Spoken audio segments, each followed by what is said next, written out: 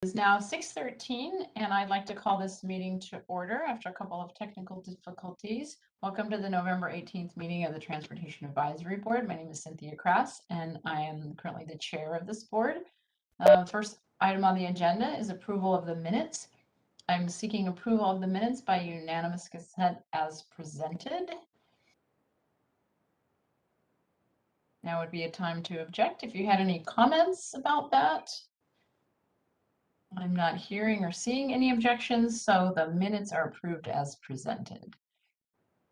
And the next item is public comment. Isabel, do we have anyone, dare I ask?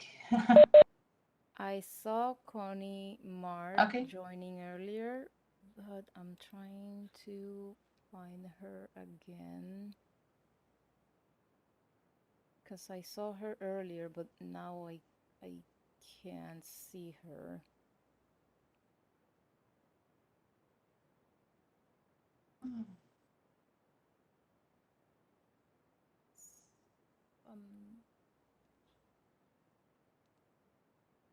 Just want to make sure I'm not missing her. I don't see her in the... Oh, okay, I think I saw. Connie, I am going to unmute you now for your comments. You have 3 minutes, and I will be tracking the 3 minutes, okay? You can speak now, Connie. Can I have my picture up too, please? Oh, yes. Let me pause. Sorry.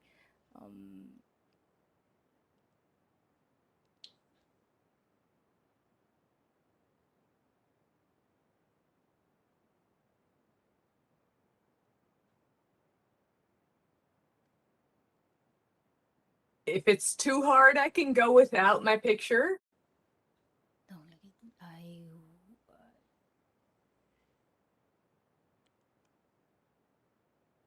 Well, why don't I start? And if you discover my picture, there we go.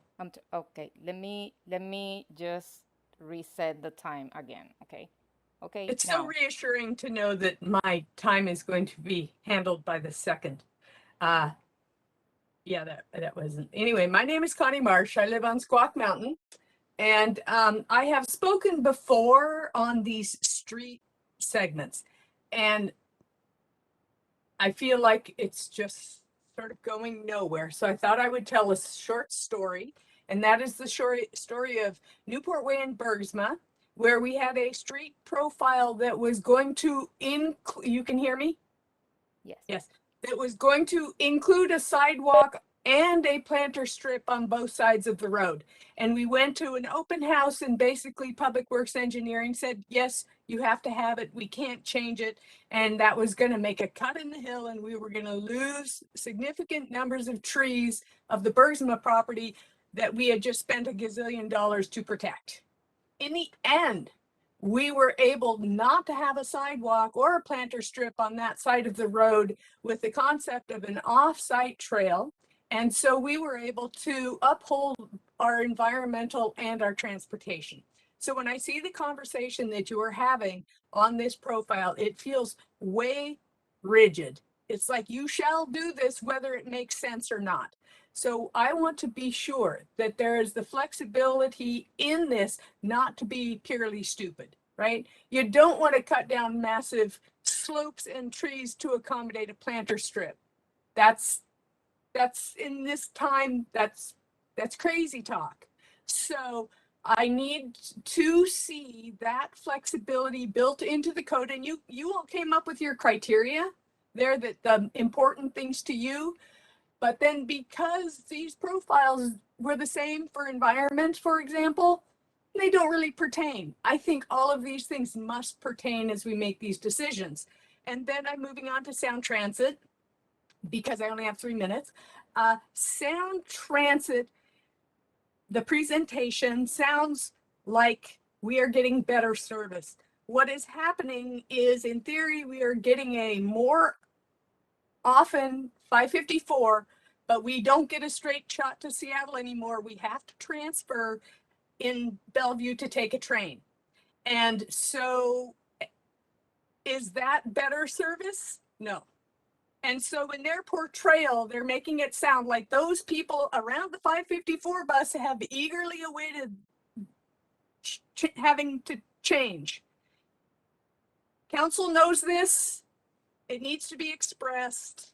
I don't know about all the rest of the routes, but their presentation doesn't say that to you outright. So now you know, and you can comment on that as you see fit. And I think now my 3 minutes are up. Or do I have one more second? No. Yes, thank you. Bye.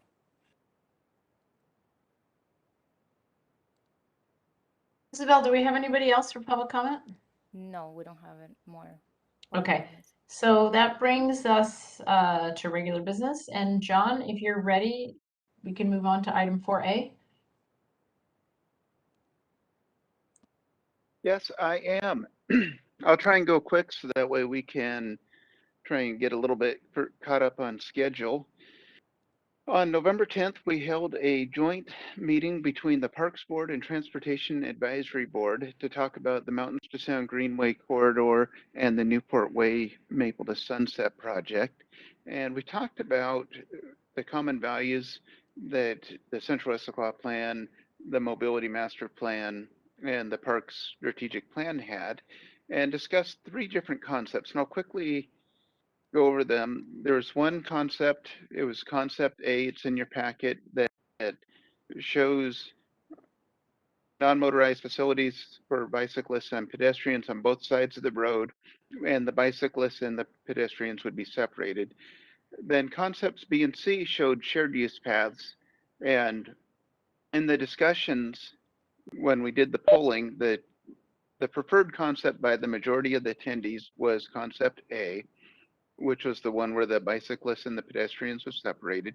And then when we polled the Transportation Advisory Board and the Parks Board separately, the Transportation Advisory Board preferred concept A and by a pretty good margin, and the Parks Board leaned towards concept B. Based on the feedback that we got out of that meeting, we put together a letter with the intent to ask both boards to endorse it. And there's also a section if there's anything else that we missed that we could include in it. And so this met with the chair Cynthia before the meeting to talk about it. And I don't know what's the right way to go about proposing this, but what I'd like to do is, if the tab would support it, to propose, we can talk about it, but actually authorizing the chairs of the tab to meet with the chair of the Parks Board to finalize the letter if there's anything that needs to be readjusted, and then have you guys vote on it at the December meeting. And so with that, I'm going to turn it over to Cynthia, and because I'm not sure if we need to make a motion or how we go about doing that, or if you want to facilitate a discussion, but that's what I've Well, got. I think the first thing that we should do, so we, let's see, we don't want to create an additional process if we don't need it. So the first thing I think we should do is generally just open it up and go ahead and use the chat to just say comment, and then go ahead and talk about whether you generally are in agreement. Are you inclined to support the letter, or do you feel like you have something to say about it? And then let's handle the highlighted additions separately. So first question is generally, and Jerry had a comment. And then after Jerry, Micah. Go ahead, Jerry. Right. I just want to say that there were 16 people voting, and the 56 and 44% is the 9-7. So it wasn't really that different. There were, and the other comment I wanted to make is I kind of voted for the shared use path. And then I was thinking about it some more in the past week. And it's, to me, it seems like this, you know, the Lake Sammamish Trail, in a sense, that is a shared use path. And so it's important that the bicyclists are respectful of the pedestrians, and by and large, they are. And so that gives everyone more space if it's a shared use path going in both directions. And so that's another reason why I did like it. And like, I did read the letter earlier this week, and I might send you some suggested edits later, but right now I have to find that letter again. So that's all I had to say. Micah, why don't you go ahead?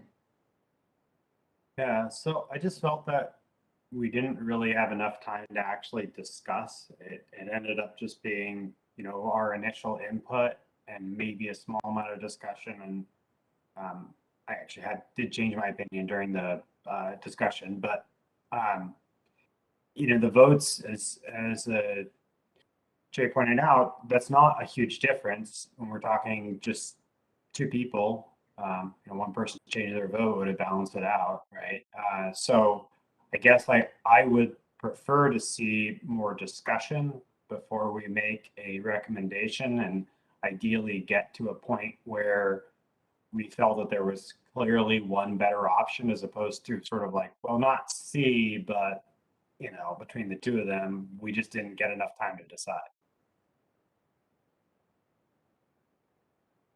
Real quick, Isabel, did you see Joseph's note? Joseph is waiting to be. Yes, and right now I okay. was about to send a text because I am having issues finding him on the list of participants, and that's why I haven't been able to promote him as panelist. Okay. Oh, okay. I think he's dropping out and joining again to see if that changes something. Okay. Erica, why don't you go ahead? I think my question with before we send something was, is the desired outcome because right now it seems like we're split, right? Like my read of the current letter is that we endorse both because we were it was kind of too close of a vote, like people are saying 9-7. Do they want us to make a singular decision, and endorse just one, or is that okay? Because I going into this, I didn't know that was an okay option to present, we eliminated one of the three and here's the two that are preferred. So I'm just curious of what council and the mayor is specifically wanting from us, if we're, Well, the way I wrote the letter that's in the agenda is not to have either board endorse. It just said that when we pulled the tab at the time, this was the result. And when we pulled the Parks Board at the time, but I purposely didn't have it so that way the tab or the Parks Board would take a formal vote, because what I thought was the more valuable part was the comments where we talked about what the priorities and what the concerns were. And so, for example, safety was the top priority. And one of the concerns was, how would the bicycles and the pedestrians interact? And I believe that the next step is to then go back to the design team and to say, safety is the top priority.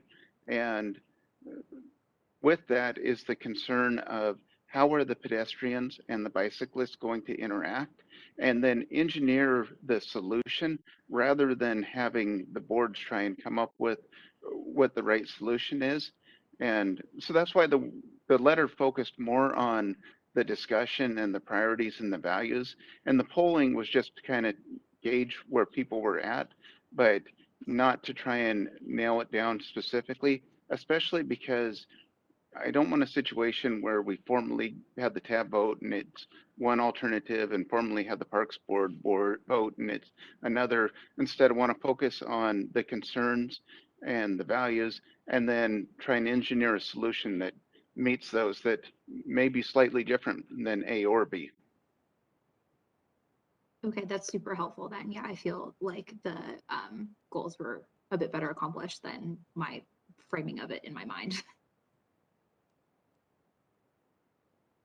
Thanks, Erica. I think I'm next on the comment, and I guess I'm just going to say that I probably should have started a little bit to back up a little bit, but I can tell you that ideally, when this a couple things about the process. When this exercise started, I think that there was it would have been great if we could reach consensus, and then we could pass that on to the decision maker. So remember, we're an advisory board, right? It's in the name. So sometimes, so what I discovered in the meeting we had last week was we kind of missed a step, and we didn't go into that meeting with we went into that meeting informed as individuals, but we never, when we didn't really go into that meeting and hash out, do we have a point of view? And do we have a consensus among our own group? And so as I was watching the meeting unfold, I realized that we didn't have a consensus. And then, I mean, we can kind of drive ourselves crazy and try to get to the point where we have consensus. But I would suggest that because we are an advisory board, sometimes the advice is it's a mixed bag.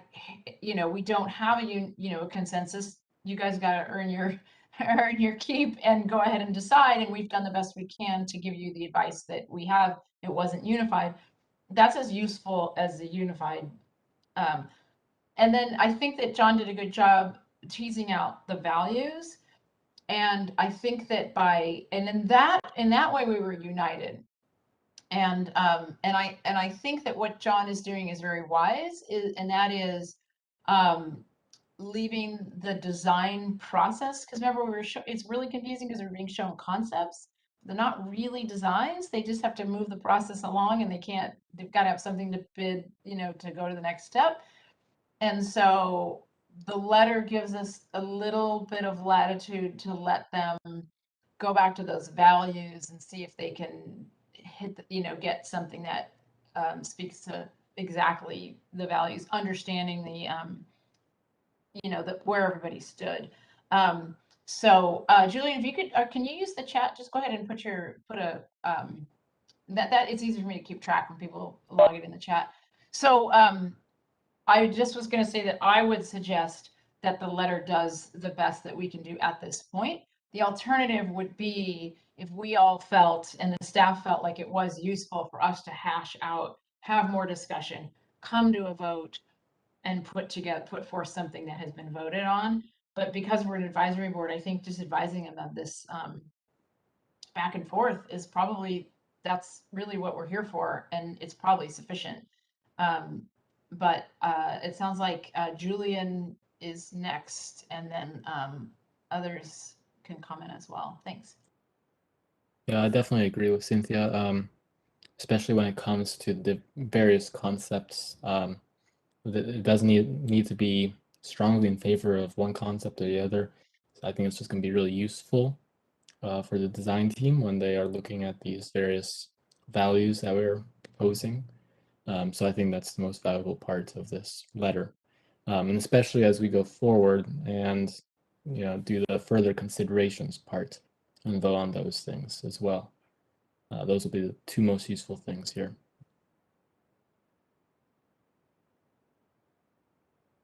So I think most of you had a chance to say your piece, and I don't disagree with anything, especially how you started off, Micah. But given the role of the letter at this point, I guess I'll just say I would entertain a motion. Well, I guess I would say I would entertain a motion to endorse the letter. And I'm not sure exactly how to handle do we want to use that space? Sorry, before I entertain a motion, I just want to say that I expressed to John concern about endorsing the letter until we've seen the parks language that they're going to put in. And so Isabel had the good idea of that we could make a motion. We could do a couple things. We could kick the can down the road. We could see what they say and then bring it back in December. I don't know if that works with the timing with staff. We could also, if everyone seems to be generally in favor, we could approve it with the caveat that allowing the chair to upon approval of the final review by one person, or it doesn't have to be the chair, it could be one or two people, to kind of make a smaller group to be able to put the final okay on, as long as there's no substantive change. but I just wasn't comfortable fully endorsing the letter till I saw what the Parks Board was going to add. And then the other matter is, do we want to add anything? I thought about adding something, and then I read it again and I read it again, and I decided that everything I wanted to add was already in there, but I don't know if other people disagree. So let's parse these into bits. Sorry, these things are getting conflated. First question is, does anyone feel strongly that we should put additional language in that space that's highlighted? I feel like we should add one more when it comes to the roundabouts and separation of uses there, because ideally we shouldn't have walking people and bikers go in the same crosswalk or crossing. Ideally, we should have two different tracks for that crossing. So that's just my thought. Kind of like the Dutch style of roundabouts.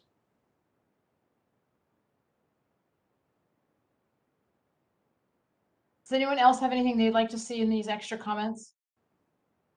Jerry, I thought you were nodding. Or are you just nodding in agreement? I read the letter early last week, and I guess maybe I only read it once, and so I'm a little, and so it's my fault. I apologize. I guess I don't know exactly what's in the letter, so I'm probably not able to comment really well.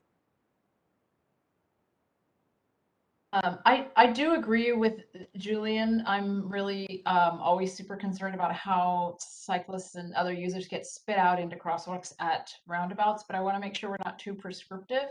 So could we say, with the design process, could we say the tab, I mean, safety is the number one, if you look at goals and principles, safety is the number one listed key goal and in the mobility master plan. And so I think maybe we could put some language in there about safety, considering safety at the intersections when the roundabouts are designed. So what I'm hearing is that's the only comment we might want to add. I'm not hearing anyone else objecting to endorsing the letter at this time, given the fact that we're just trying to give advice about the problem and not, we haven't come up to it. We haven't agreed to a solution, and the letter doesn't have a solution. It just provides our thinking. And then I guess if that's the case, I would entertain a motion that, and maybe I would suggest that we leave the specific language to one or two, the approval of one or two people, that we can then noodle on this in the next couple of days rather than have to reconvene as a full group.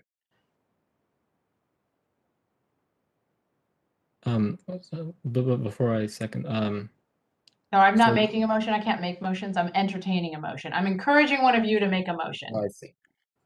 I would. You were saying that separation of uses language is too prescriptional. Why is that in your view? You mentioned the Dutch. You mentioned I don't know how they're going to be designed, so I just think I just can't quite wrap my head around that, and it's not the time to wrap my head around precisely that, and I want to leave that open to the people who do that for a living. Because yeah, it's hard for me to wrap my head around exactly how that would be. But I share that value, and so that's why I suggested safety be the number one. And specifically Yeah. safety of how they enter the intersection.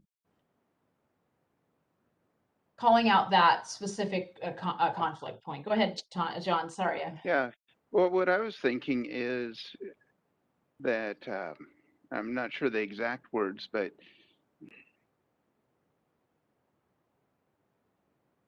the design of the crossings needs careful consideration, or which in reality, the reason why I didn't actually have us discuss the crossings is from a safety point of view. That is the most critical and needs to be engineered. And because wanting to keep the boards in an advisory type role, and then when we actually design the crossings, that's where the technical engineering comes into play, where And that's really from a risk point of view, the crossing is when the pedestrians and the bicyclists are most vulnerable. And that is where we're going to be paying the most amount of attention. And so that's why I prefer a generic comment to give us the flexibility to then find the solution and engineer it. But it's probably the most critical thing that we will design on the whole project. Not probably, it is the most critical thing and the most important thing that we will design on that project. Well, even if that may be already in your mind, it doesn't hurt for this board to put that language into this letter. Does everybody agree with that? Yeah. Yeah, no, I like the idea of adding that language in there. And I think as an advisory board, it really states that this is a very high important priority and that we need to pay attention to it. Would you be okay with separation of uses in terms of broad language, or is that too specific for design purposes? Well, I would prefer for the language to be more generic, but I do completely get what you're saying about separating it at crossings. And but for what the actual solution is, that's where we really need to sit down. I've got a few ideas in my head, but I really need to talk to the consultant. But it'll be the one thing where we don't try and cut costs, and it'll be the one thing where we'll spend the most amount of time on in terms of actually trying to get right.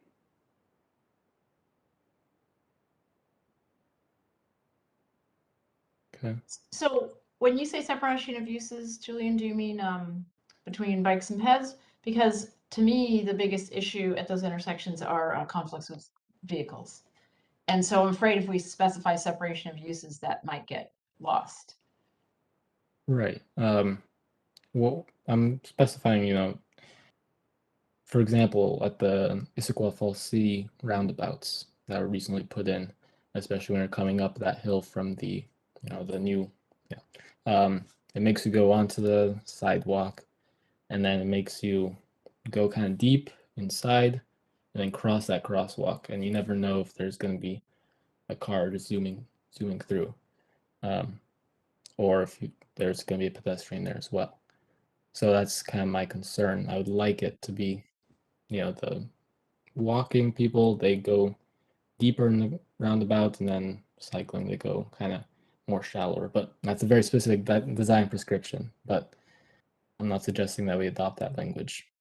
But Yeah, I hear you. I think Yeah. we're on the same page with the concern, because I know exactly what you're talking about, and it's a terrible choice when you enter a roundabout and you decide whether you're going to jump in traffic or suddenly be in a very awkward position. So yeah. So it sounds like maybe you're softening and you'd be willing to. So is somebody going to make a motion that we don't have to, but we should probably wrap up. We should either make a motion or move on. Somebody want to make a motion or suggest we move on? I'll make a motion, I guess. I'm so sorry to derail this. Are we proposing that, because you wanted to see the parks letter or the language that they add? Do we have a timeline for that?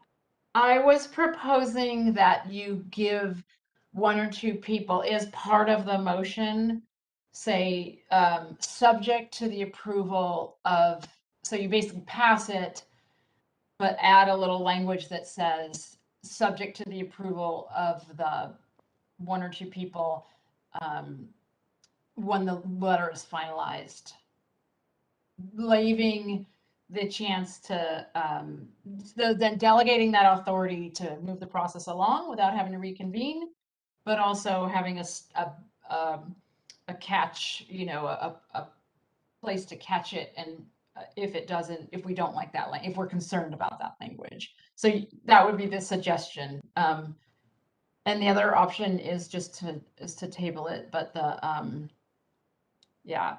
So when somebody makes a motion, they need to say what the action is, and I'm suggesting the action be endorse the letter. I'm suggesting that, but my role is to facilitate. It's not to be too heavy-handed with that. So only do that if that's where you guys are feeling like we're ready. Okay, I think I can make a motion because now I'm basically a regular member. So I make the motion to approve or endorse this letter, subject to Parks recommendation as well, and add language pertaining to safety with pedestrians and cyclists at the roundabouts. Second.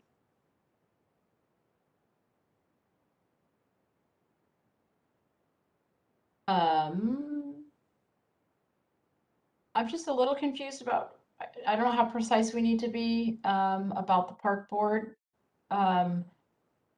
So I've been trained to say that friendly amendments aren't really a thing, but I'm just wondering, maybe this is discussion, sorry. So I guess maybe I should say, any discussion? Yes, I have discussion. I'm a little confused about what you meant exactly by the park board, if we want to be precise. And I would love to see that language in the motion tightened up to be specifically what we mean and subject to an individual's approval of there's no substantive change based on what the park board is in. Sorry, now this got really clunky, but I Are we was just having trying what to- individual? I was Pardon? trying to adopt your language, what you were saying before, with the park board and having 2 people, something like that. I meant from this committee. I just want to make sure we get to see what they write before we say for sure. Okay, in that case, just change the language of this motion to that idea. I don't know. We're getting closer, aren't we, Isabel? Well, Do you have something to read back to us? Do you need to withdraw the motion? Technically? Oh, yeah, let's just clean it up. Yes, I think you're right, Micah. Okay, do I withdraw? I think so. Can I withdraw the motion? And then go ahead and make it again. Sorry, Right. it's so painful, but I just think it's important for us to get in the habit of doing it correctly. Can I make a motion to endorse this letter upon receiving word from the Parks Board and having 2 members of the Transportation Advisory Board consider that what Parks Board added onto that letter, and add some language pertaining to safety and at roundabouts when it comes to cyclists and pedestrians crossing and entering the roundabout. I'll second. Any discussion? Do we know who the individuals are? Do we need to like appoint those folks, or is it just whoever get emails first? We're so close, probably.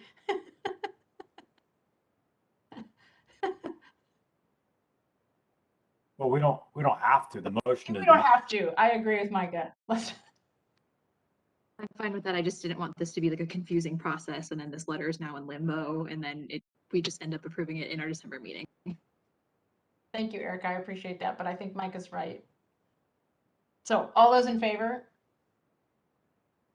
Aye. Aye. I'm not seeing any, opposed. I would suggest, what I've done with stuff like this is you just make a record. Does somebody want to suggest who those 2 people are? And that the motion doesn't require us to have those 2 people, but if we put on the record, like that the board suggested it be so and so and so and so. I'm happy to do it. Maybe Julie and I should do it. Does anyone else want to do it? I recommend that it be the chair and Julian. Okay. So I think we can probably get away with just leaving that as maybe just make a record that everyone seemed to be in agreement that that was the right 2 people. Phew. That was a lot clunkier than it was. Yeah, these first of all, joint board things are important, but how they're, it's hard. And we were trying to do multiple things. And I think for me, the takeaway is that we probably should have spent a little more time coming together as a board before we met with the parks. And we did get informed, but we didn't leave time for discussion and debate. And that was, I think, kind of where we got off track to begin with. But I think it was a robust discussion. I think we got a lot of substantive material on the table. And even though it wasn't smooth, I think we ended up in a good spot.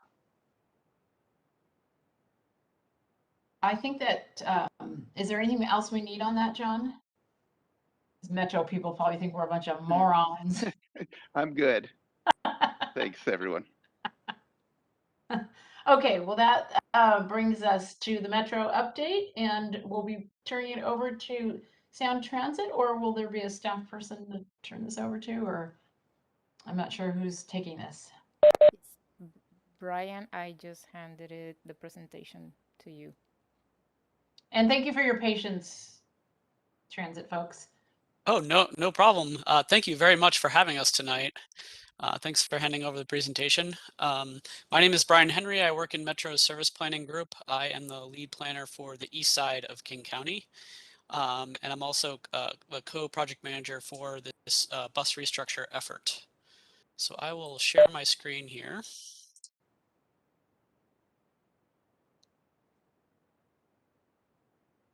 All right, I think that should be up and running here. So yeah, I'm just going to get things kicked off here. And you know, again, like say how much we're excited to come here and talk about this project. It's a really exciting time. And so with that, I'll just jump right into kind of a quick overview of our agenda here.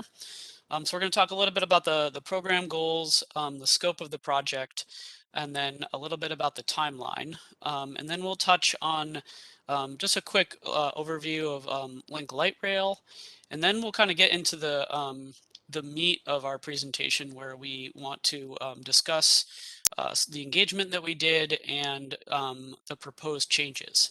And then we'll move through that and have some time for questions and discussion. So I'll hand it over to my counterpart, JR. Hello, everybody. This is J.R. Alexander from Sound Transit, apparently coming to you from the 1930s because I'm in black and white here. So nice to meet everybody. So let's get into the goals of the project, right? So our project has three main tenets: to improve service, inform, engage, and empower our passengers, and to deliver a world-class regional transportation system, right? So let's start with the first part, which is to improve. So the main priority in our project is equity. Like that's at the forefront of what we do. So we want to improve mobility for priority populations, and that's defined as our BIPOC communities. So that's our Black, Indigenous, and other persons of color, and other vulnerable communities. You know, low income, refugee, any other ill-affected communities that normally don't have a seat at the table when we make decisions like this, right? So that kind of leads us into inform, engage, and empower. So being able to have that equitable community engagement, being able to put the power in the people's hands, right? So as you'll see, as we talk about a little later in the presentation about the mobility board, how that came to be, and how they've had to, how they have had a hand in helping to shape this network, as well as the surveys and different things like that. But again, making sure that everybody has a seat in the table and providing their feedback and what their network is going to be. And then from there, we deliver, right? And so what exactly are we delivering? We're delivering an integrated system that responds really well to Link and other high capacity transit extensions, right? Another big component of this is minimizing duplicative bus service whenever we open up Link or Stride or any other high capacity system. Improving connections, whether it be standing connections, making new connections into Link, Light Rail, or any other high capacity transit system, and being consistent with not only Metro Connects and their mobility program, but as well as the Sound Transit's network plan and any other current future mobility needs that we may have coming. And next slide. Thanks, JR. And I think we're getting some feedback here that your slide is a little bit cut off here, Brian. Oh, is it? Oh, yeah, it's a little. There we go. We're good. Is that good? Mm-hmm. Okay, great. Yeah, let me know if it's not coming through. So here we'll take a quick look at the study area. This map highlights the huge breadth of the study area and the many cities within it. The area was defined by study area routes, which were selected based on their proximity to new stations or the pathway of the Link Light Rail. And it really it illustrates the transformational nature of 12 new stations, with 11 spread across the east side, and the opportunity to enhance mobility among many neighborhoods, work centers, as well as to and from Link Light Rail. So I'm going to switch slides and hand this over to Gunnar to talk a little bit about engagement. Thanks, Brian. And thank you everyone for having us. Appreciate it. Also really loved hearing your conversation about roundabouts as someone who did a lot of neighborhood work. So totally appreciated that. And we just want to talk a little bit about engagement. So we've been working on this project now for, it's been almost a year.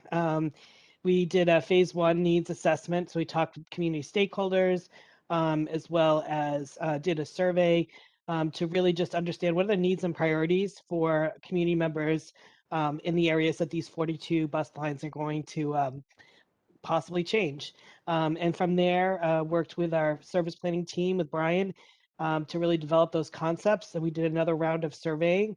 And along with that, we did quite a bit of outreach, including sending out postcards and things like that to get folks to give us some feedback about what they thought of the potential concepts that came up. We also did a number of virtual sessions with folks. And now we're coming up on phase 3, which will open in early February. We'll bring out that final service proposal and again, have an opportunity for the public to give us feedback through a survey, through those virtual meetings. We love doing more in-person engagement, and typically that's what we do, but because of COVID, we've had to really change things up, as many of you have done, and we're still trying to figure that out as we go along, and always look to partnering with community groups and jurisdictions on the best way to reach people. So if you have any ideas around that or things like that, please do let us know, and we'd love to just make that happen. So, and then from there, we'll be sending the ordinance and the package over to King County Council and also to the Sound Transit Board. And as Brian talked, this process takes a little bit over 2 years, and then we'll get to launch, which is super exciting. We just started talking to our marketing department about that.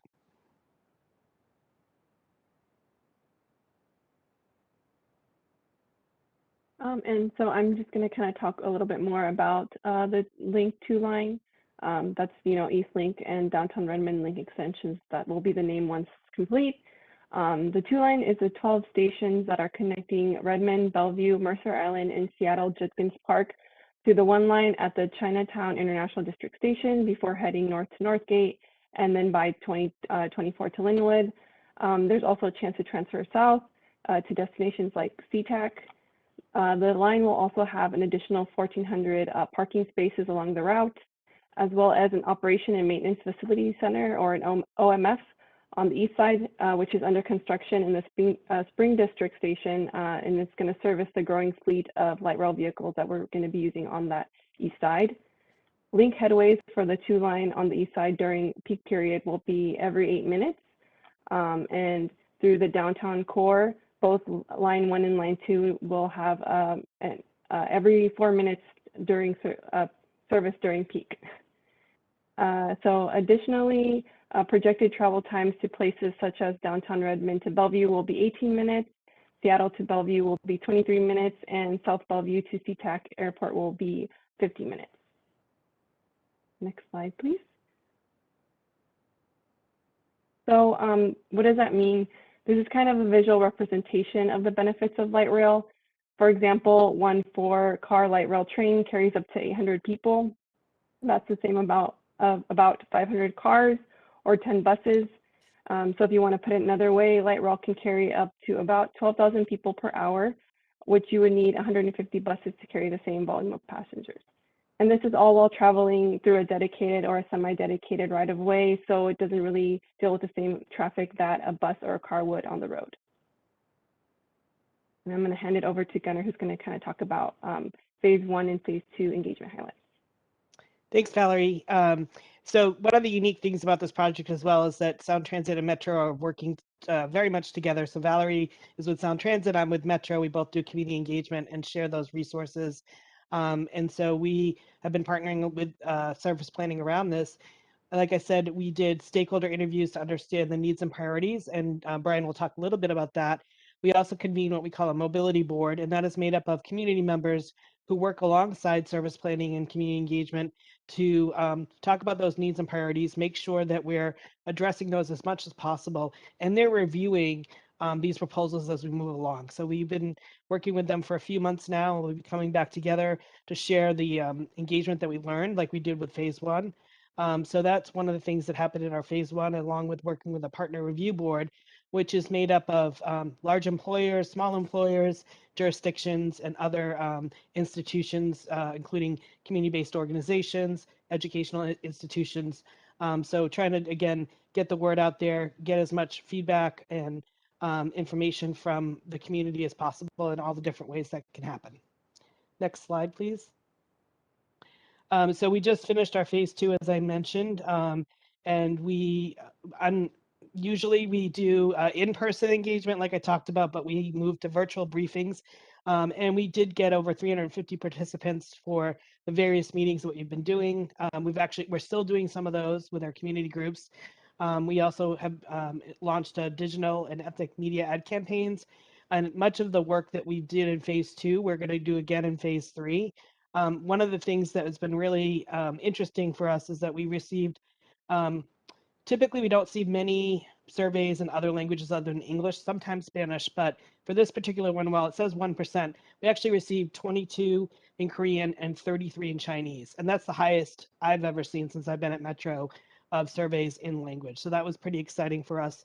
And we're looking forward to hopefully continuing that rise and getting that done. And we'll again, we may, depending on what COVID looks like in a few months, we might be able to integrate some in-person engagement. And if not, we'll continue with the digital that we've been doing. And I'll hand it back to Brian, I believe. Yeah, thanks a lot, Gunnar.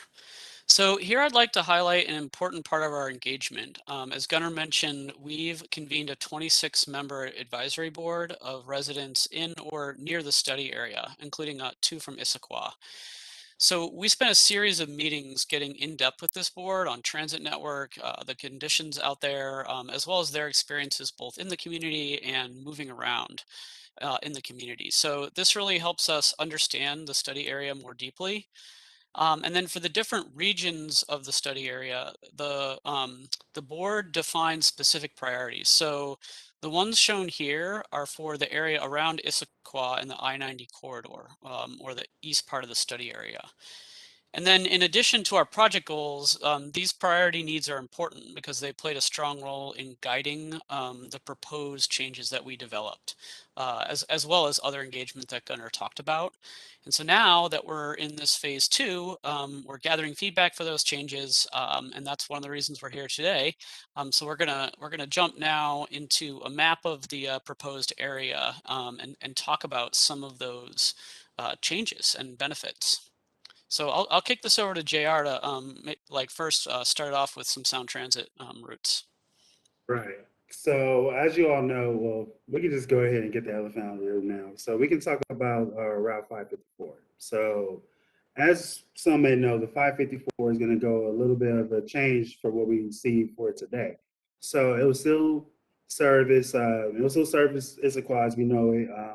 We're going to make a little bit of a change locally. We're going to actually send a bus. After hearing some feedback, we're actually going to do some modifications. It won't necessarily go to downtown Seattle anymore. The 1C ride will change a bit. So it's going to actually serve this, I think my head's cut off here.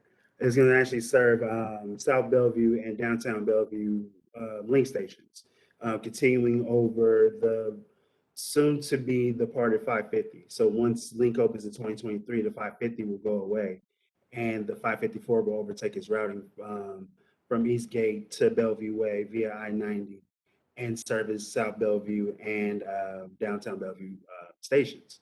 Now in Issaquah, we're also looking to shift the service over to Gilman Road because we understand that there's going to be a lot of expansion, a lot of growth in that area, and we want to make sure that though there's no longer a 1C ride, we're making the best of the route as we can by serving as many people as we can and getting them to local destinations just as much as getting them quicker into downtown Seattle or into Seattle period via South Bellevue, right? So that's one of the major changes along with the 554, and that kind of takes care of our I-90 corridor. And I can kick it back over to Brian, who has a little bit more to add to that. Sure, thanks, JR. I'm going to talk a little bit about some of the metro routes here. The first route I want to highlight is the gray route on this map, which is the Route 269 that travels through Sammamish and then into Issaquah. And this will now connect with Link at Mercer Island, as well as to Southeast Redmond Station in Redmond. So it will also see an increased frequency during the peak period of the day on the weekdays and in the evenings. And then also on top of that, we're adding more service to this route on Sundays. It doesn't have service right now, so we're going to mirror the Saturday service. So overall, this does create more local access in Issaquah, as well as bringing folks to the Link Light Rail. Next, there's a new route I want to highlight, and that is the Route 215, which on this map here is it's the line that really follows it's like an aqua line that follows takes over what the 208 was doing, but mainly goes from Issaquah to Mercer Island. And it replaces the express routes, except for the 218, which will still be there. And this route connecting to Mercer Island, it will run all day in both directions, which is a big upgrade in terms of flexibility and access from these peak routes, which only really go in one direction for just a portion of the day. And it's going to be also 15-minute frequency during the peak and 30 minutes for the rest of the day. And also 30 minutes on the weekends. So that's another time that these peak routes didn't serve. But then there's a 218, which again will also connect at Mercer Island from Issaquah, but it will remain a peak route with 15-minute frequency, and that's to make sure during the commute times there'll be lots of frequent connections to the link. So together, the 218 and the 215 and the 269 are kind of the new trunk from Issaquah to connect to Link. And that means there'll be a bus every 5 minutes during the peak and every 15 minutes all day connecting to Link right at Mercer Island. So those are like the major changes on that corridor. And then finally, I'll end with another new route. This is the Route 203. Which is shown here on this map as the gold line that's south of I-90. And this is going to create new local connections in Issaquah, but also a new connection to Factoria, and then also connecting to Link at South Bellevue. So that's like kind of a quick overview of some of the improvements and changes that we've made. And I'm gonna switch to this next slide. And I've talked a lot, but I just want to pause here on this slide because it really summarizes the key changes and benefits. But it also shows how these changes connect back to what we heard from our mobility board. And overall, I mean, that's more peak frequent service during commuting times, and then more service all of the day and on weekends, in addition to connecting to Link. I don't know, is there anything else you wanted to add, JR? Yeah, and I kind of want to jump in just to kind of follow up with that on the 554 is that if we're going to see a lot more frequent service than we do today, right? So we're going to be running at 10-minute peaks and 15-minute base, going once the change happens to kind of be able to connect the link, which we run in 8 minutes in the peak, 10 minutes in the base, right? So now, we want to make sure that we're creating a more frequent service on top, as we continue to modify the route. All right. So I'm going to now flip through a couple of slides that just touch on what we've been hearing. Could we take questions while we're, or do you want to wait and hold them to the end? I think we're pretty close to the end, so we can do it either way.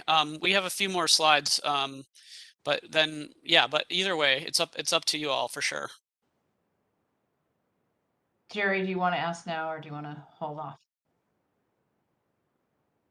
I can hold off. Okay, I'll hold off too. Go ahead. Carry on, okay. Brian. Thank you. All right, we'll try to move through so we can spend time on questions. So I just wanted to highlight, I'll hand this first one to JR. These are kind of what we heard from folks on our survey in other ways. All right, thanks, Brian. So yeah, so what we heard is that we definitely heard more support. We heard support for more frequent service all day, every day, right? So we're able to achieve that by making sure that we move our frequencies from 1520 to 1015, and support for more connections to Lincoln Bellevue. So with our latest, or with our phase 2 survey, we heard back from about, for this particular change, we heard back from about 336 folks. And we're here, we have about 53% approve of the change. Supporting the change of like what we're doing with the more frequent Route 54. And yes, you may be losing that 1C ride, but to be able to have a faster connection to a high capacity transit system was something that over half, like half of people who responded really enjoyed. So that's just something I really want to call out there, and what we're hearing from the people who responded to the survey. Next, I'm gonna kick it back over to Brian, who might have a little bit more insight on Metro routes. Yeah, just a couple highlights. There was a lot of support for the 269 change, like the added Sunday service and link, as well as those new destinations that it reaches out to. And then again, I think a lot of folks liked the new local connections and getting to Factoria on the Route 203. So I just wanted to highlight those.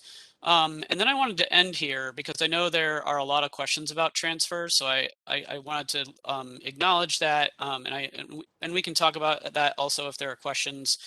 But overall, I think what I wanted to say here is that transfers are a new experience, but Sound Transit and Metro worked hard to make them seamless and really easy for riders.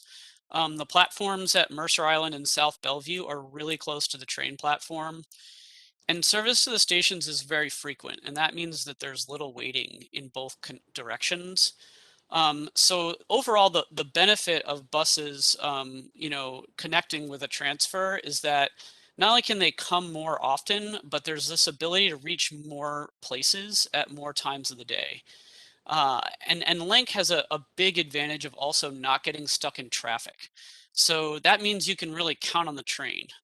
You can make it on time to dinner, or if you have a daycare pickup, or if you're going to soccer practice. It's that reliability that can really make a difference in folks' lives. And some of these buses, like before the pandemic, were late, more than 10% of the time. So that's something that is going to be improved by Link.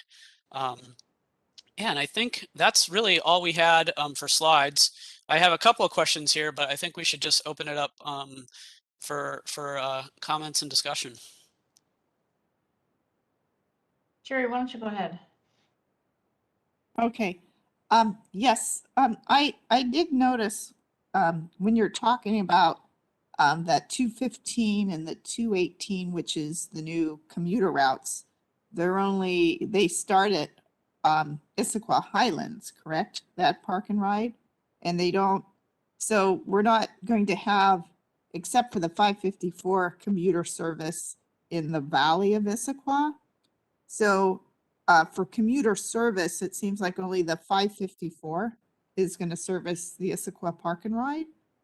Is that true?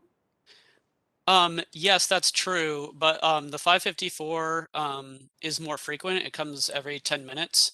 The 203 is more of a local route, but it will serve the Issaquah Transit Center. Right, but okay. So yes, but I think because of the pandemic, maybe what led to that decision that you're servicing for commuter routes, the 218 and 215? Is that because more people are using it now versus maybe before the pandemic? I'm just sort of curious how that came about, because Yeah. it would be nice to have another commuter route coming through Issaquah Park and Ride. That's just one of my comments, but I have to admit, there's probably less people going downtown right now. And so I'm just wondering if that influenced the decision from Yep. downtown Issaquah. No, thank you for that. I mean, I think that's a great comment and something that we'll want to take back to our planner team to consider for sure.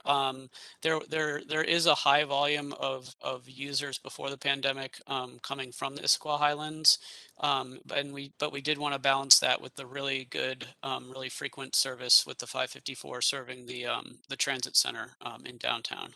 So we tried to balance it that way, but it's a great comment to kind of consider the importance of both places.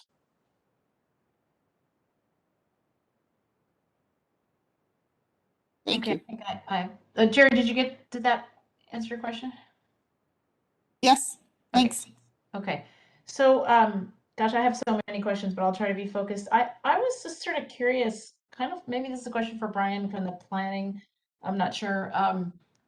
Were these changes and the some of the goals optimized for like I'm kind of thinking of the equity lens, and we talk a lot about that in our transportation planning. And it seems like folks who rely on transit um, have gotten a big boost, and as opposed to necessarily serving the kind of major pulses pre-pandemic, heavily, probably more in more cases, more professional going in, to downtown Seattle at 8:30 in the morning. I'm just sort of curious. I'm sure you have better language I'm not even sure if I'm trying to articulate my question, but I'm thinking about, were you optimizing this for folks who rely on transit as opposed to an idea of like kind of congestion relief and convenience for people who have choices, could drive or use transit, I guess. Yeah, thank you for that, Cynthia. Um, as JR mentioned, like equity is a really important center of our project. So it's something we do think about a lot. And in fact, on this map, if you look at the tan areas, those are areas that we know from census data have more people of color, more low income, more disabled, and so we really want to make sure we're doing a good job of serving those areas. And as you mentioned, we do know that sometimes priority populations need to travel at different times of day for different kinds of jobs. And I think that's why, both at the mobility board and in other places, people were excited about, even though it was a transfer, that they could travel back and forth from Issaquah all day long, versus having the commuter routes that are really narrowly focused on those commuter times. It's really connecting Issaquah more firmly to the rest of the region. And I I guess can I'll kind just, of, oh, I'm sorry, go ahead. yeah, I kind of wanted to follow up with that too. So with the change for the 554 going on the Gilman Boulevard, I'm incorrectly called it Gilman Road, so apologies there. We want to make sure that we're hitting those local soon to become destinations. There's a lot of development going on in Issaquah, and we want to be able to service everybody. So that's why like you see a more frequent 554 coming, because we want to make sure that folks who are outside of those traditional peak traveling hours have more access to jobs. Those who have access to schooling, to recreation, we want to make sure that people get there as fast and as frequently as possible. I guess I just was maybe just summarize my question is also a kind of a comment. It strikes me that you've optimized towards people who rely on transit, and that feels more equitable to me. And so I think that I'm very in favor. I mean, I'm very supportive of what I haven't had a chance to study it all because it all came out of us pretty quickly, but that's my key takeaway. And I'm pretty supportive of that. I think it's really important. Um, what about the rest of you? Do you guys have any feedback? Other tab members? I mean, I'm generally really quite in favor of the new changes that are coming. For a while, I was kind of hesitant about the 554 going into South Bellevue and then having to connect the link into Seattle. But as I've thought about it over the past while, I think it's just a really great option in terms of getting past the congestion that always seems to happen in downtown Seattle. So I think it's just a generally good changes. I don't really have any questions. I'll agree. I Joseph, like, Micah, Erica, anyone else? I think any like added frequency is always, if you're someone who relies on transit, that's crucial. And so I'd agree with that. Anything that adds frequency. I am curious about, I think it was addressed that 554 is the only one now that's like originating from the Valley Transit Center. And so I'm wondering, I'm probably not going to articulate this question very well, but I'm wondering for folks that do rely on transit, then like they're limited to that route since they might not be able to get to the other transit center in town in the Highlands. It's a bit of a uphill there, but that's a bit concerning to me, but I'm not sure. I don't know how crucial that would be.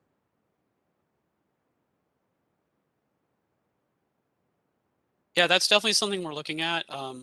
Kind of, going from the north and the south side of I-90 for local service. So that is something that we are definitely looking at.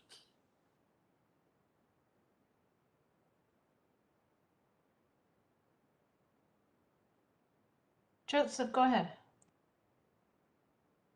Yeah, actually, so I'm on the East Link Connections Mobility Board, so I actually know a little bit about like the projects that are going on. But I was curious because so from what I understand now, it seems like in order to get to Seattle, the 554 is being replaced by the new 554, and then the East Link light rail. And I was curious about affordability of the East Link light rail, and sort of like what the pricing difference would be for families who would commute from, I guess, the Eastlink light rail after taking the 554 to Seattle, and how that like compares to like current options for people going from Issaquah to Seattle. It's a great question. You know, to be honest, I don't have like the exact number like right off the top of my head, like the pricing between, let's say, South Bellevue Light Rail Station to Chinatown ID off the top of my head, but let's connect and I can kind of get you those numbers or any one of the like fare, because we're distance based when it comes to link, right? But I want to make sure that I'm giving you the right information.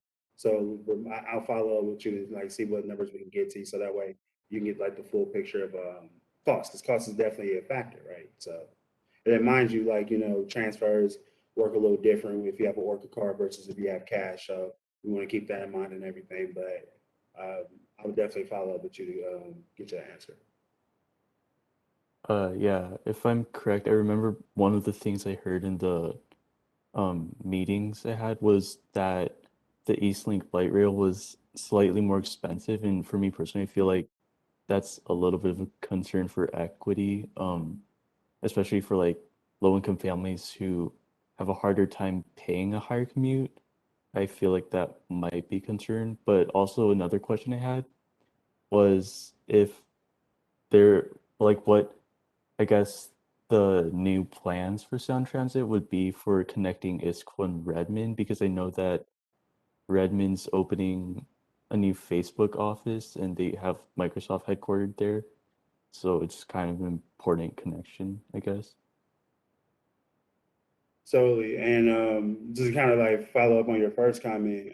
No, that is a very good concern to bring up, right, regarding equity, because we want to worry, like we want to make sure that we're providing an affordable service, not just a shiny new quick service, right? We want to make sure that everybody has access to it. Now, regarding Issaquah to Redmond, so if let's say I don't work for Sound Transit, I work for Facebook, and I live in Issaquah, so I would take the 554 up to either South Bellevue. Well, actually, no, I would take it all the way up to downtown Redmond or downtown Bellevue, then hop on the 2 line that would take me up to Redmond and take, if it's closer to one of the, I don't know exactly where the Facebook campus is, but you'll have that connection to the 2 line going north up through Redmond right then and there. So it's still that, at least just that one or that 2C ride, that one connection in downtown Bellevue to get you up to Redmond via link. Or you can just take it at South Bellevue as well. Does that kind of answer your question a bit, or am I missing the mark a little bit? Yeah, it does. Thank you. And I'm happy to also just follow up on the Orca. So one of the other things that's happening is that Orca Next Gen, as they call it, is coming out, which is going to upgrade the Orca cards. Orca is a product that is used across the region, so it's Metro, Sound Transit, Community Transit, Pierce Transit, Kitsap. And with that, there's going to be some new benefits to Orca. The other thing is that Orca also has a low-income fare program, and then Metro does have our subsidized annual pass program as well. And so we're expanding out the retail networks with Orca Next Gen. There is going to be another push for getting more folks onto Orca Lift. We know that folks who pay cash actually more than likely qualify for Orca Lift or the subsidized pass. And so that's another marketing campaign. There've been several, but because of the new product coming out early next year, there's going to be a bigger significant campaign around this.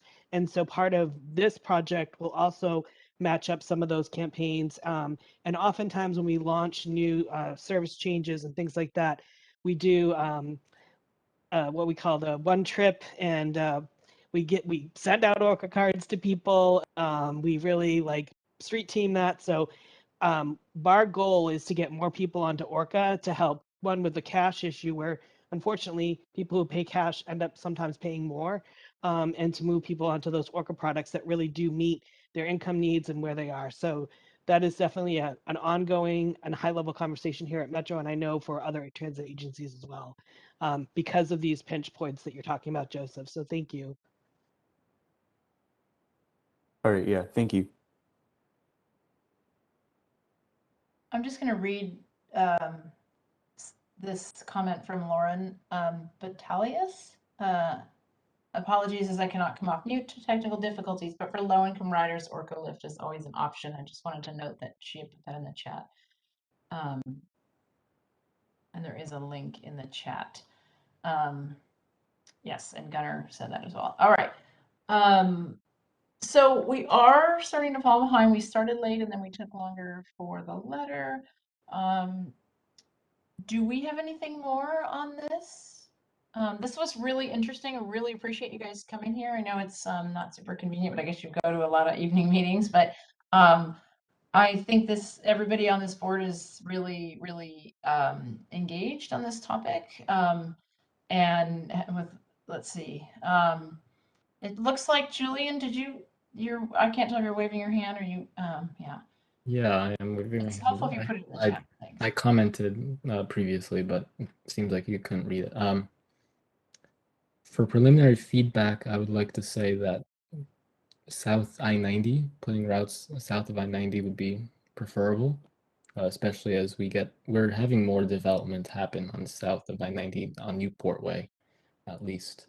So I think that would be a valuable, just preliminary input there.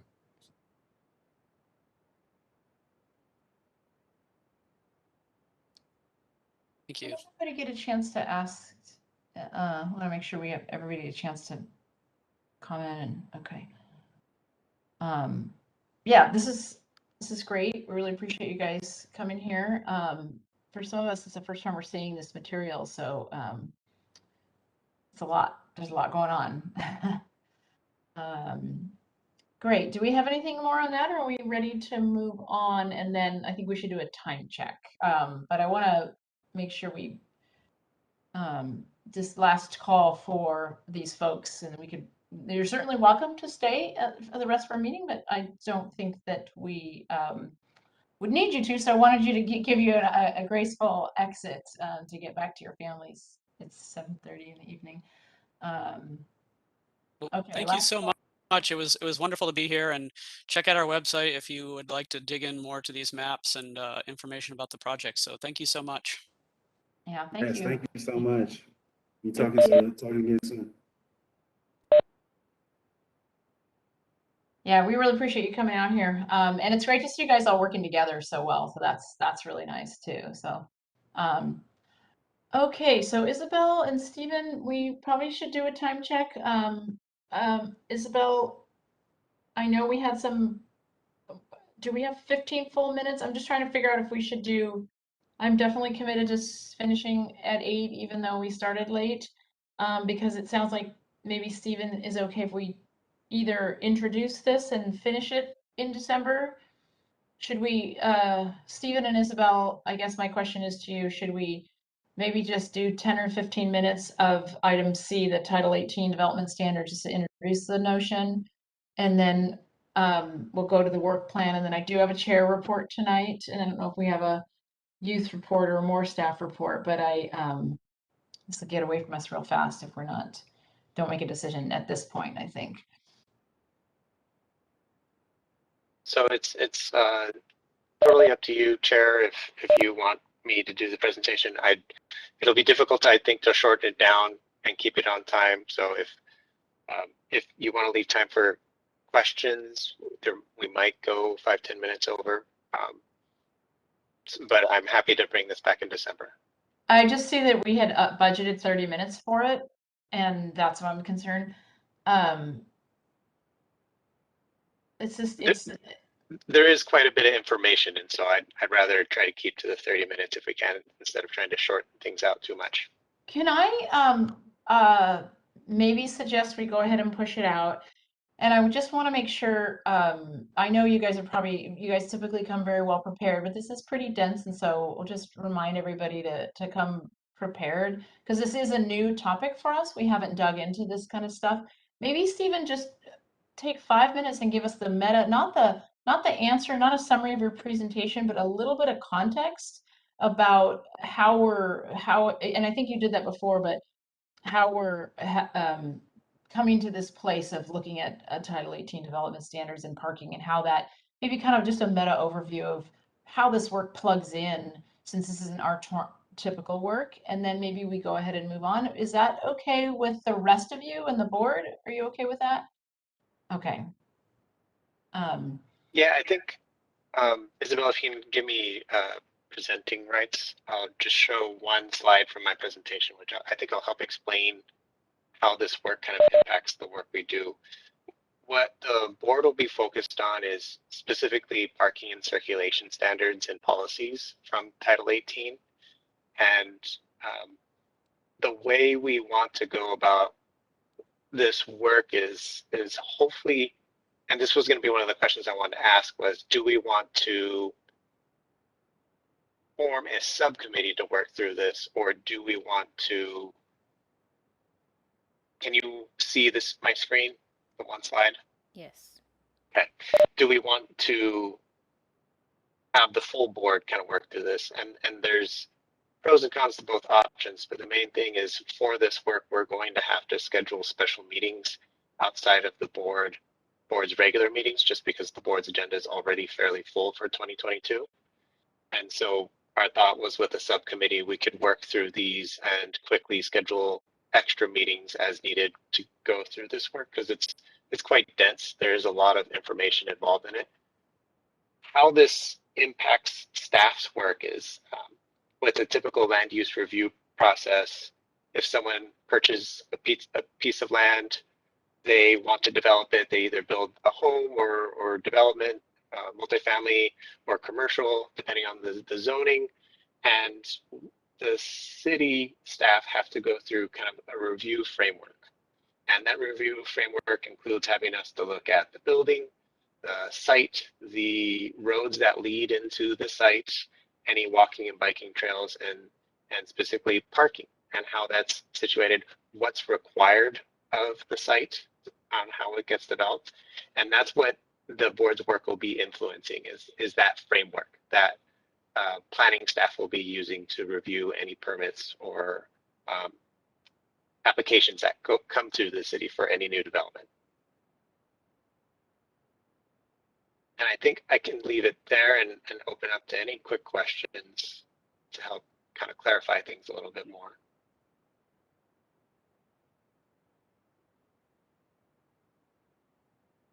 Maybe another question is, when you're reviewing the materials, or just in my case, I didn't read every single thing. There was quite a bit. I'm wondering, like, what else do we as a board need from staff, do you think? Or did you have enough time to spend with the materials to even formulate that question? I think this is really cool work, but I also think it takes quite a bit of focus to provide meaningful feedback.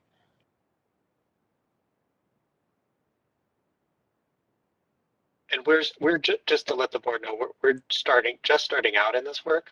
And so this was primarily just an introduction to the topic, and to ask that exact question of what type of information would be helpful for the board members to understand what this is and how board members can contribute to it.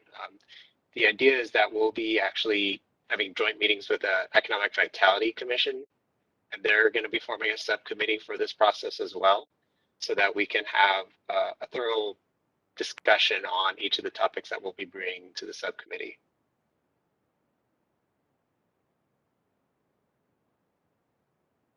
And again, it is a lot of information, so I'm happy to bring this back in December and kind of go through it a little bit more. I thought that whole process that that they had formed a subcommittee on council, I mean, that was interesting, and the exercise they did, the attachment that was included with the policy and desired outcomes, that was, I thought, a really good framing exercise. It just was really dense. And I'm going to confess that I had budgeted time to review the materials, and I did not budget enough time to review that in as much depth, but I found it interesting, and so I'd love to take another swipe at it. Okay, well, I guess we should go ahead and move along unless anyone has any other comments or questions about that. We just sort of chopped that big, huge thing off the agenda. Oh, Joseph, go ahead. Yeah, hi, sorry. I just have a really quick question about the Title 18 proposed amendments. I read it and it says that one of the proposed amendments for Goal 4 was to add salmon and wetlands where appropriate to clarify priorities. I'm curious, does that mean like nature conservation in terms of like the prioritizing nature conservation in the Title 18 code? You know, that's one of the topics that another one of the staff is handling. So I can get a more thorough answer for you after today's meeting. But my understanding is, yes, it is more about conservation and making sure we're preserving a lot of the critical areas and wetlands, because it does contribute to salmon restoration into the creeks. All right, thank you.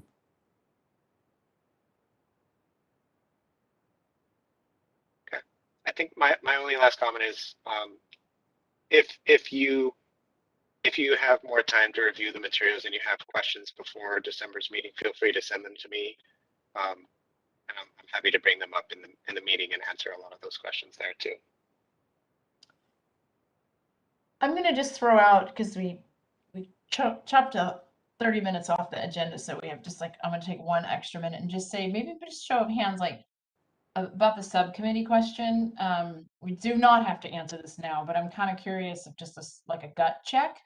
The first question is, do the folks here think that we possibly could use a subcommittee on something as dense? And also, this is impacting code, so that is pretty, it's pretty substantive. So do people think there should be a subcommittee? Does this feel like it bubbles to the top? Maybe I'm seeing yeses and maybes.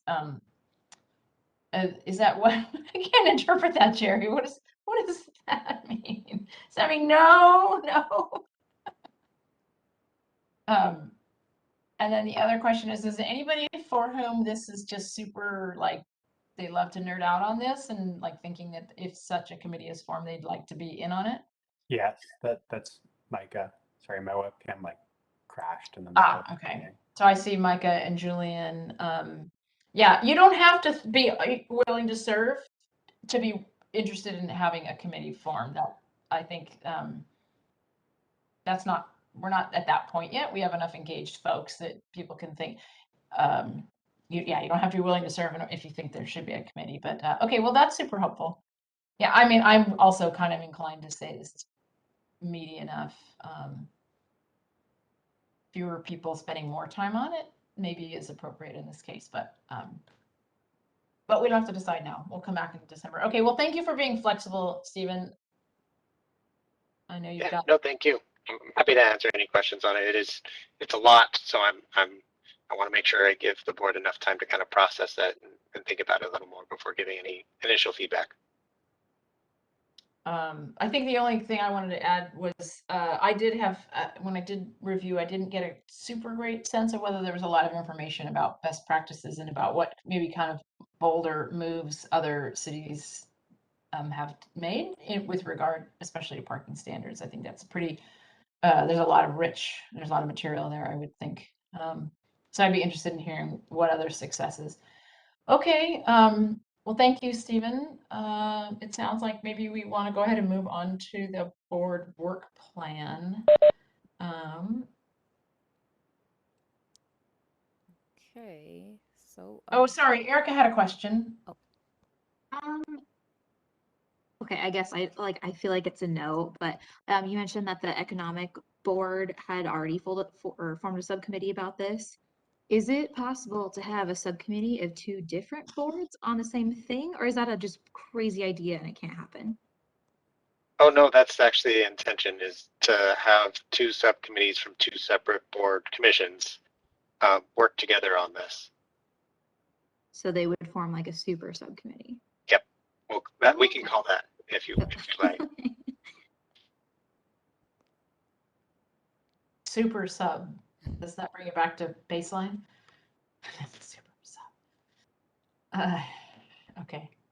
Thanks. All right. Any other questions? Did I jump the gun? No? Okay. All right. Now I think we're ready to move on. okay, so I am next. I am going to share my screen so you can see our draft work plan for 2022. Can you see my screen now? Okay. So for 2022, the work plan, in addition to the ongoing topics like the Transportation Improvement Program and the Mobility Master Plan that we have included on this year's work plan, we are going to kick off the year with a neighborhood safety program and Title 18 with a focus on parking and circulation. We will also be one of the new items that we would include in the agenda are the performance metrics that the city is working on. And we will also include somewhere in spring the ADA transition plan. We will have a few meetings to discuss the transit study. And another new item that we will be bringing to the tab next year will be the intelligent transportation study. Probably that would happen in summer. Also, we will be discussing the comprehensive plan update, transit and metro updates like we did this year, the transit study, information from parks. And at some point during the year, we will be talking about the racial equity when we move forward with that process with the city. And we somewhere in between April, between April and summer, we will after we get through the process of re-electing board members, we will plan on doing some board training. We think that would be a good timing to do that. So this is basically a draft of the work plan that we have. But if there is anything that you feel like is missing, or I think we have a good list of items to discuss during the year. But if there's anything that you would like to be included on the next year's board plan, feel free to suggest that.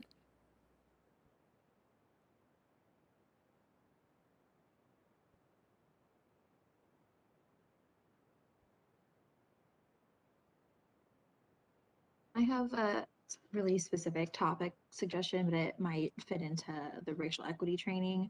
One of something that I know happens in there's data on other states. I'm not quite sure about Washington, where jaywalking citations are like disproportionately fall along like racial lines. And so I don't know if that would be like somehow incorporated into our racial equity training. I know that's not it's not like a transit issue, but if we're talking like pedestrian, that kind of like does fall under our purview. So that's really specific. And if that's like not possible, but I guess that'd be feedback for like the trainer maybe, or whenever that happens. Okay.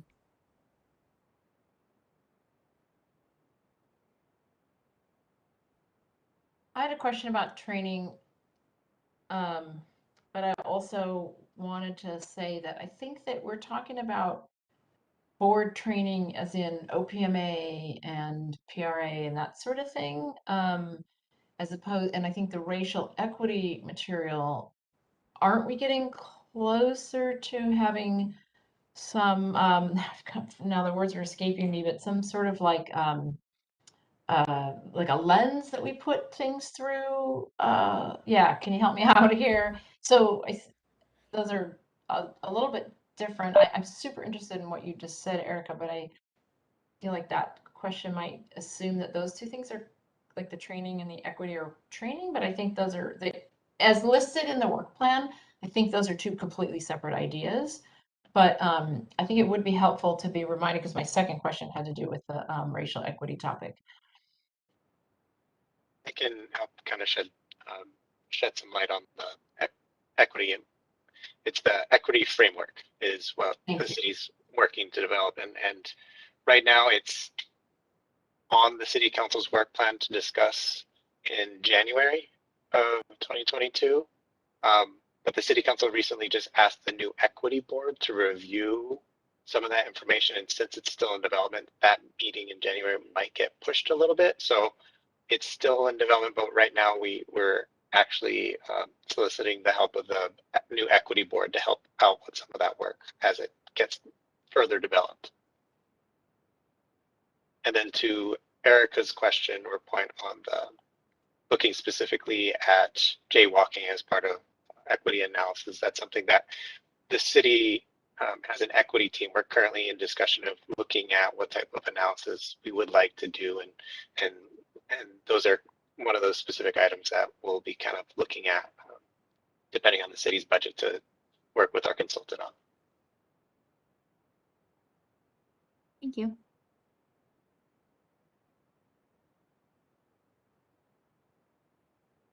Joseph. I had a question sort of about like the equity training. I was wondering if I wasn't present at the last equity training meeting because I had something I think during that meeting, but I was wondering if moving forward, because I know that like the city of Issaquah during equity training presents materials on equity training and sort of framework towards approaching projects and making sure that they have an equity lens to them. I was wondering if Issaquah was gonna present or like research data in terms of inequities or disparities in transportation. If that was something that could be presented or like looked into. We are looking at that, yes. We're trying to determine how much funding is going to be left over for some of our projects to kind of look into that. Right now, we're focusing more on the development of the equity framework to kind of put that equity lens on a lot of our projects. But the data is one of the issues in terms of like what's available is something that we're trying to look a little bit further into to conduct some of that analysis, you know, with the jaywalking as it relates to equity in terms of services that are provided to the community, but also looking at any other types of services to the community that might also be inequitable is something that we want to look at with our consultant. Yeah, thank you. One piece of research I might offer for the board to look at to give you an idea of a direction we could go. The city of Kirkland recently published equity analysis with their consultant, who they actually have the same consultant as us, Shannon, who is very good at conducting analysis for each city's needs. Take a look at what they published back at, I think October 19th was the meeting date, and you'll have all the latest materials in terms of analysis they've completed, but also the direction that they're wanting to take with the city.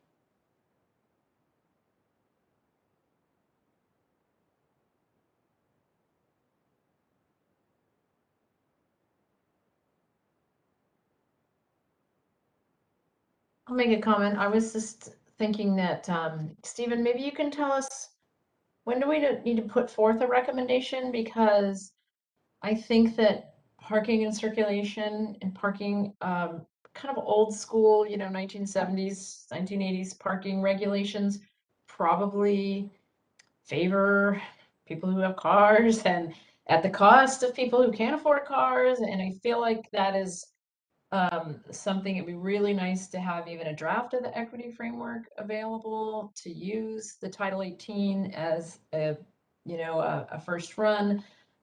It feels disingenuous when if we say we're committed to equity if we don't even take a swipe at that before putting forth a recommendation for Title 18. It's one of those things you don't think of it. Equity is not the first thing that comes to mind. You think of not being able to find a parking space, or having acres of empty parking lots. There's all kinds of more obvious visual problems with poor parking policies, but equity is very, I think, relevant if you scratch the surface a little bit. So I'd love to see that. Can you speak to the timing on that between Sure. those two things? With the Title 18 work with the board, the idea is that we would have meetings through March and potentially through May, depending, because right now we're hoping to have a gaps analysis done by February and then solutions drafted out by March. And then because there's so many sections, then we're actually going to bring them together for a full draft proposal in May and work through an engagement process with the community, but also with all the stakeholder groups that we're working with on reviewing that full draft. Our hope is that we'll have a framework done by that point and meet in the deadline for adoption for the draft proposal for Title 18 is December 2022. So between May and December, we're hopeful that we'll be able to apply the equity framework in that time, but it's hard to say with no specific timeline on the development of the framework that it will fall in that time frame. But right now, that is what we're working towards. Because you're right, it would be great because the land use code has such a significant impact on what the city does that having an equity lens on it would really be significant to meeting the city's goals. Erica, go ahead. Does the equity board, are they also reviewing Title 18 things? I'm not saying that's like, something in lieu of like, oh, we don't have this framework up and off the ground yet, so at least but I mean, both I think to me would be ideal, but is that something they're looking at? I don't believe so, and it's primarily because the intention of that board was to support the city through its work on specifically on equity, and I think that framework is really where they're going to make that connection to Title 18's and delivery of services and the equity board's work.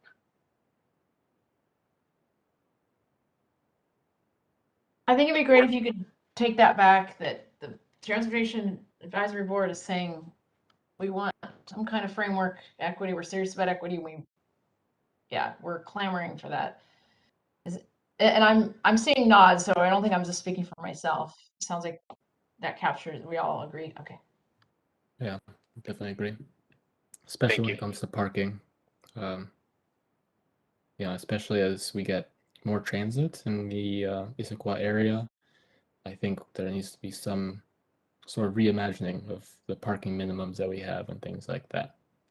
So I think a equity study would be a good way to start with that. All right. Does anybody else have any comments on the work plan? There's a lot of stuff. Isabel, did you have any specific questions besides generally what you asked, or did you get what you needed?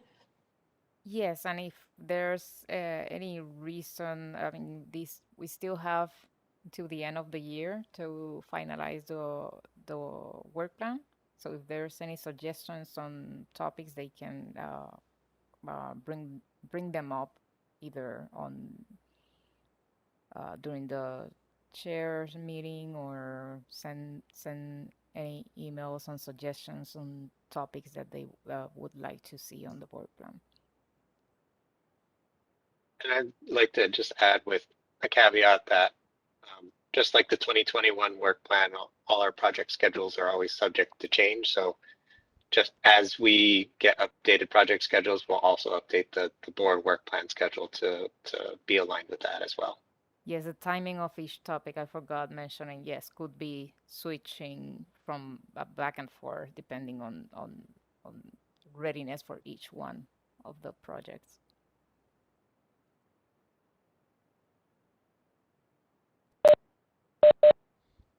That brings us to the reports, I think. And we so I guess item 4D and 5A are the same thing. We just dug a little deeper since we're looking at the whole next year. But that brings us to staff report.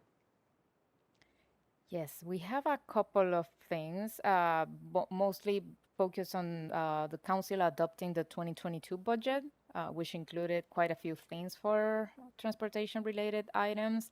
One of them is a limited term transportation program coordinator position that will be involved with the Transportation Advisory Board meetings. A transportation construction inspector, and also some funds for a couple of things like the transit study, ADA transition plan, concurrency model update, Central Issaquah Bicycle Network, neighborhood-based small projects program, shuttle pilot project, intelligent transportation system study. So we will be busy next year. And that's what I have for the staff report.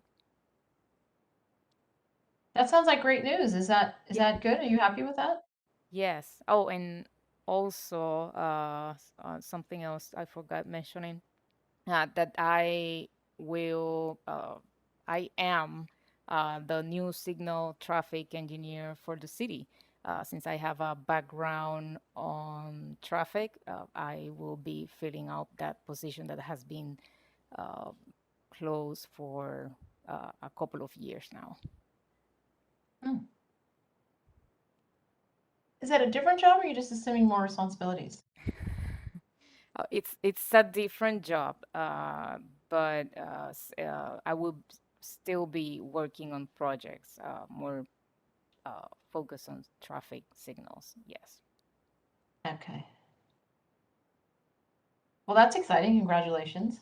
Thank you. But you'll still be hosting these meetings, correct? Yes, for now that's the plan. Yeah.